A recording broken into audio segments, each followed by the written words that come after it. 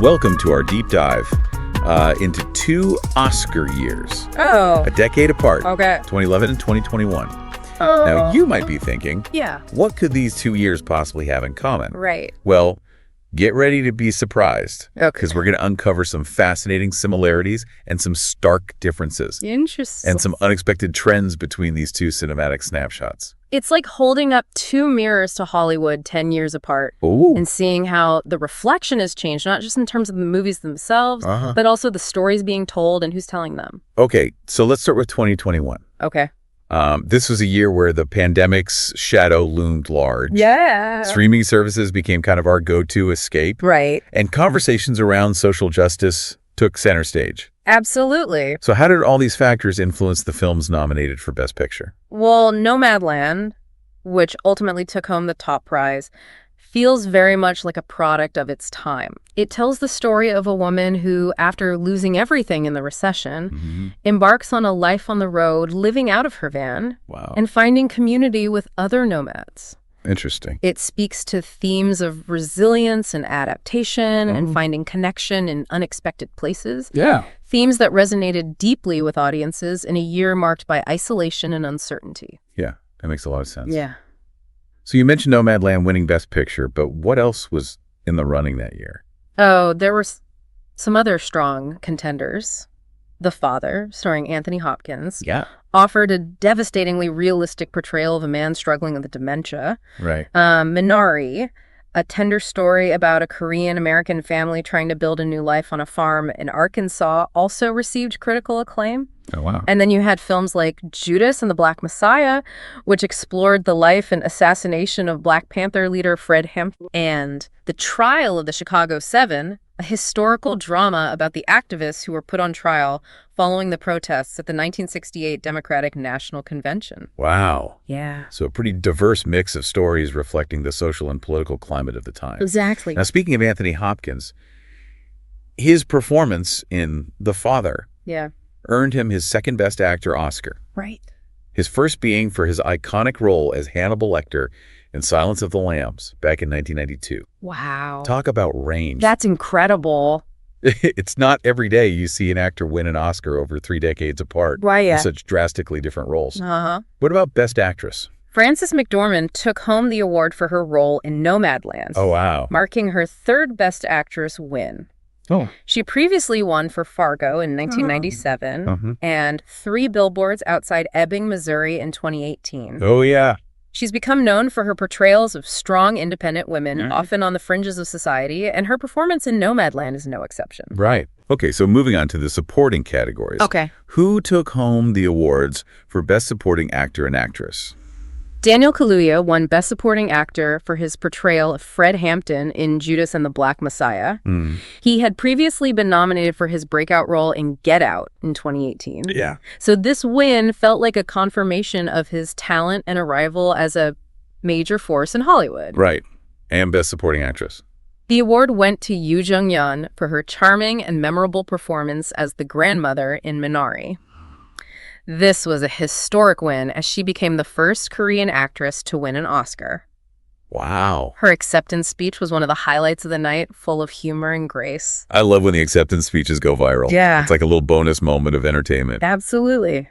Now let's talk about the director's chair. Okay. Who took home Best Director in 2021? Chloe Zhao won for Nomadland, making her the second woman ever to win this award. Really? It was a landmark moment for female representation in Hollywood, and her win was celebrated by many as a sign of progress towards greater inclusivity in the industry. It's amazing to think that only 2 women have won Best Director in the entire history of the Oscars. Wow. Hopefully that number will continue to grow in the years to come. Absolutely.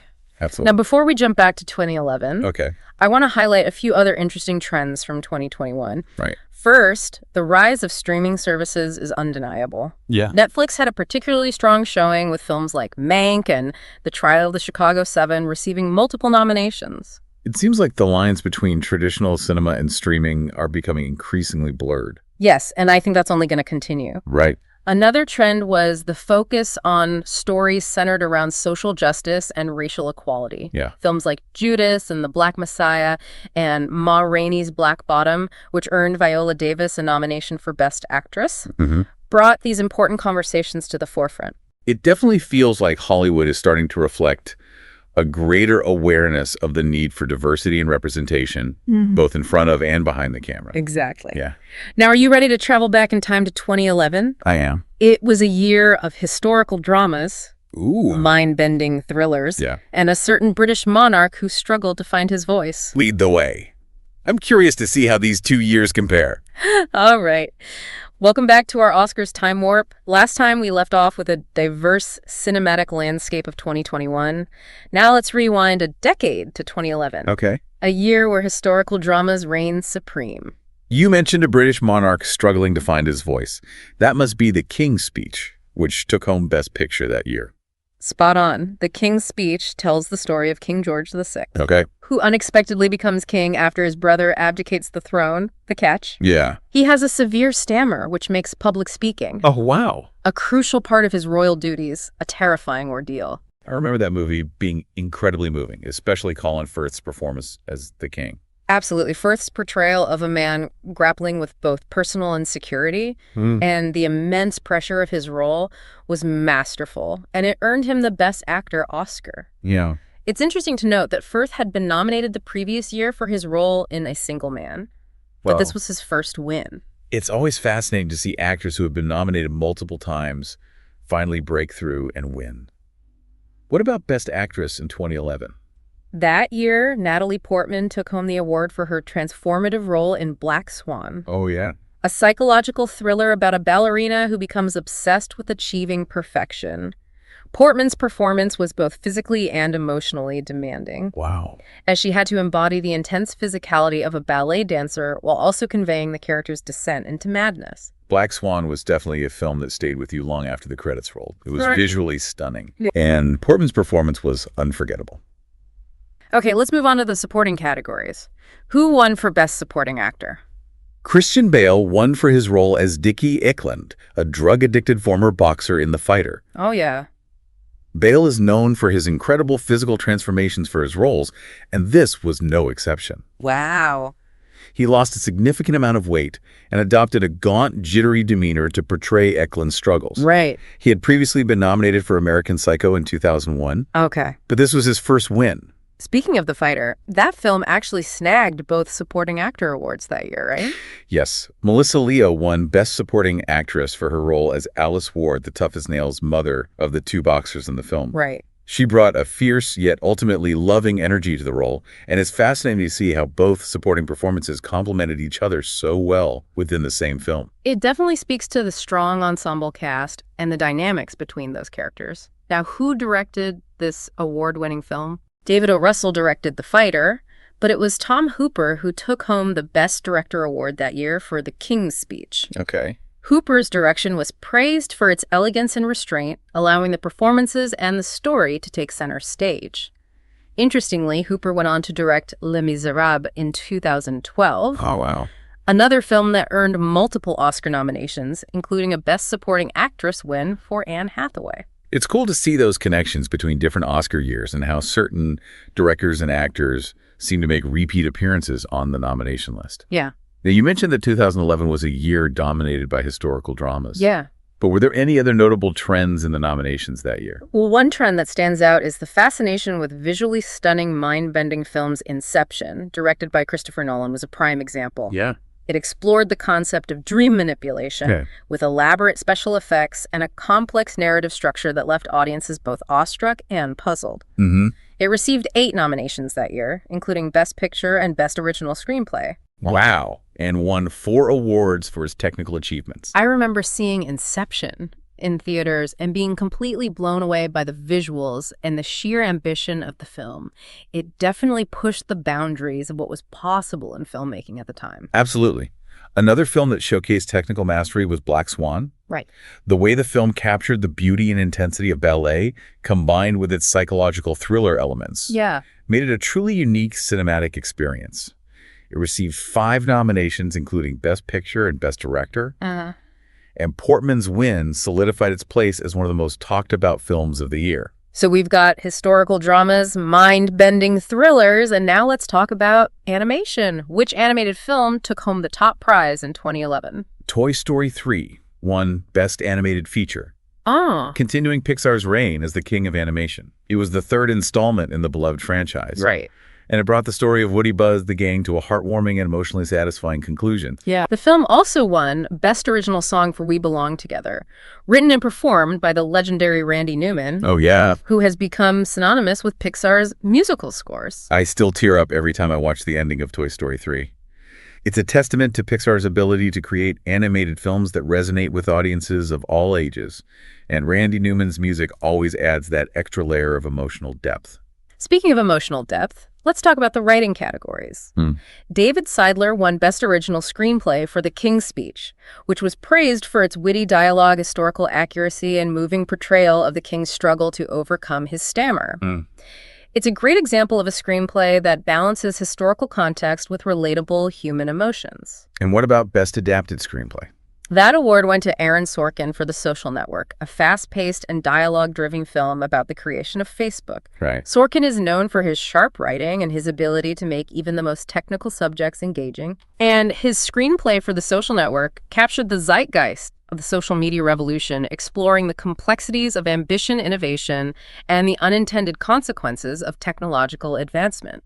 It's fascinating to think about how The Social Network was released just as Facebook was becoming a global phenomenon.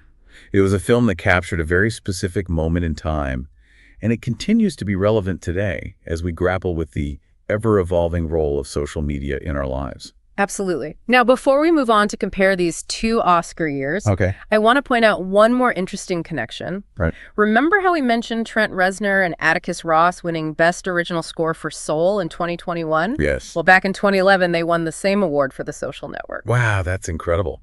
To win for two such different films a decade apart is a testament to their versatility as composers. Exactly. They have a unique ability to create music that both enhances the emotional impact of a film and stands on its own as a work of art. Now, are you ready to start comparing these two cinematic years? We've covered a lot of ground, and I'm curious to see what patterns emerge. So we've explored the Oscars of 2011 and 2021, 2 years with distinct cinematic flavors. Yeah. It's fascinating to see how the Oscars act like a time capsule. Right. Reflecting not just the artistic achievements of a year, but also the cultural conversations and anxieties of that moment. It's like each year's nominees and winners offer a glimpse into what captivated us, what challenged us, and what made us think differently about the world around us. Exactly. Now, after this deep dive, you must be wondering, what should I add to my watch list? So if you're looking for a film from 2011, that'll stay with you long after the credits roll. I'd recommend Black Swan. Oh, Black Swan. It's a visually stunning psychological thriller that explores the dark side of ambition and the price of perfection. Natalie Portman's performance is absolutely mesmerizing. Yeah. And the film's exploration of themes like duality obsession and the blurring of reality and fantasy will leave you thinking about it for days. Black Swan is a great choice. For my 2011 pick, I'd have to go with Inception. Oh, Inception. It's a mind-bending thriller that takes you on a wild ride through dreams within dreams. Christopher Nolan's direction is masterful. The visual effects are groundbreaking. And the film's exploration of the nature of reality and the power of the subconscious is both thought-provoking and entertaining. Okay, shifting to 2021.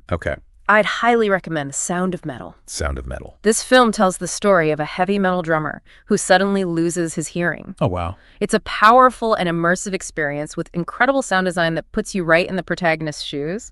As he navigates this life-altering change, Riz Ahmed gives an Oscar-worthy performance conveying the character's anger, grief, and ultimately his resilience in the face of adversity. Sound of Metal is definitely on my list. For my 2021 pick, I'd recommend Minari. Minari. It's a beautiful and deeply moving story about a Korean-American family trying to make a new life on a farm in Arkansas. It explores themes of family belonging and the pursuit of the American dream with humor, heart, and moments of raw honesty. Yoo Jung-yeon, who won Best Supporting Actress for her role as the grandmother, is an absolute scene stealer. Great choices. So there you have it, 4 films from 2 very different Oscar years. Yeah. Each offering a unique perspective on the human experience. Now, as we wrap up this deep dive, I want to leave you with a final thought. Okay. We've seen how the Oscars can reflect the social and cultural trends of their time. Yeah. But what about the future of cinema? What stories will resonate with audiences 10 years from now? That's a great question. What new voices will emerge? And how will technology continue to shape the art of filmmaking? It's exciting to think about, isn't it? As we look forward, it'll be fascinating to see how cinema continues to evolve, reflecting our changing world and pushing the boundaries of creativity. And who knows, maybe one day we'll be back here doing a deep dive into the Oscars of 2031 and 2041. Right. Until then, keep watching. Yeah. Keep exploring. Absolutely. And keep those conversations about film going. Happy viewing, everyone. Happy viewing.